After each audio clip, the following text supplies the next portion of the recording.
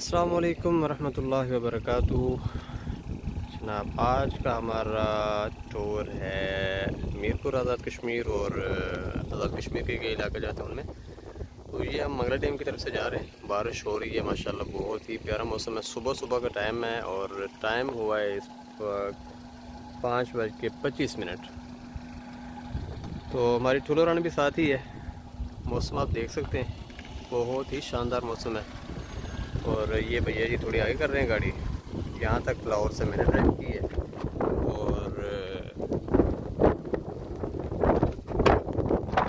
बारिश बहुत तेज़ हो गई है और इसलिए मैं गाड़ी में बैठने लगा हूँ। बाकी व्लॉग जो है वो गाड़ी में से बनाते हैं।